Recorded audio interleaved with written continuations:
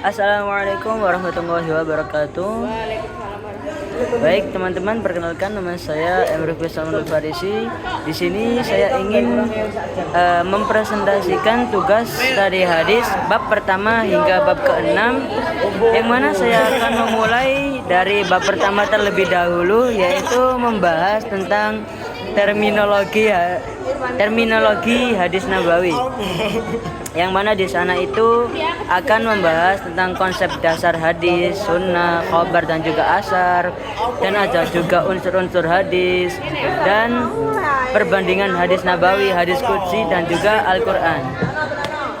Baik, untuk yang pertama, sebelum kita memulai presentasi ini, alangkah baiknya kita mengetahui apa itu hadis, apa itu sunnah, dan apa itu khobar, asar, itu semua ya guys. Jadi untuk yang pertama, hadis adalah suatu ucapan, perbuatan, dan juga persetujuan Nabi Muhammad SAW yang menjadi sumber ajaran Islam selain Al-Quran. Dan yang kedua yaitu sunnah. Sunnah yaitu berarti jalan atau kebiasaan, khususnya cara hidup yang teladan yang dilakukan oleh Nabi Muhammad SAW yang dijadikan panduan umat Islam. Dan yang ketiga yaitu khobar. Khobar adalah berita atau informasi yang berasal dari Nabi Muhammad SAW atau para sahabat mengenai ajaran atau peristiwa tertentu. Dan yang terakhir, asar. Asar adalah jejak atau pengaruh yang ditinggalkan oleh Nabi Muhammad SAW, para sahabat, atau generasi awal Islam yang dipakai sebagai pedoman. Baik, kita lanjut untuk pembahasan yang kedua, yaitu unsur-unsur hadis, yang mana unsur-unsur hadis itu dibagi menjadi dua, yaitu sanad dan juga matan. Yang mana sanad itu adalah memiliki arti rantai perawi yang menghubungkan hadis dari Nabi Muhammad SAW melalui para perawi hingga sampai pada penulis hadis.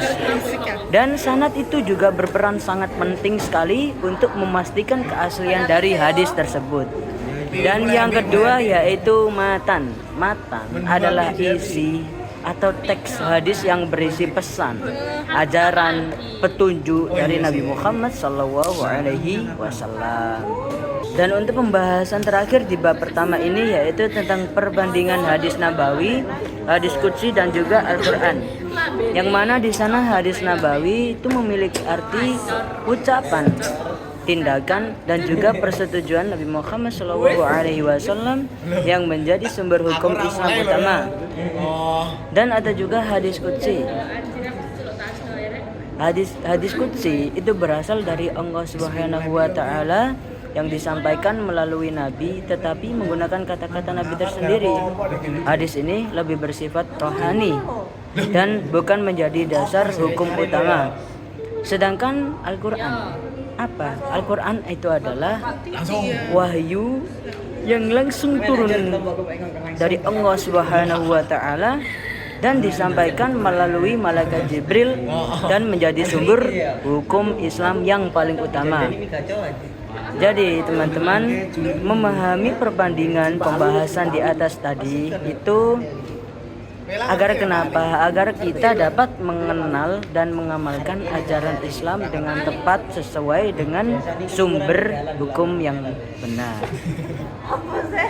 Jadi pada kesimpulannya, hadis adalah segala ucapan dan tindakan Nabi Muhammad SAW yang berfungsi sebagai sumber ajaran Islam di luar Al-Quran. Hadis juga memiliki dua bagian penting, yaitu sanad sebagai jalur penghubung para perawi dan matan sebagai isi pesan. Terdapat perbedaan antara hadis nabawi, hadis qudsi, dan Al-Quran dari segi asal dan peran dalam agama. Mengetahui hal ini sangat penting untuk memahami dan menjalankan ajaran Islam dengan tepat. Sekian dari saya untuk pembahasan bab pertama ini. Terima kasih saya ucapkan. Wassalamualaikum warahmatullahi wabarakatuh.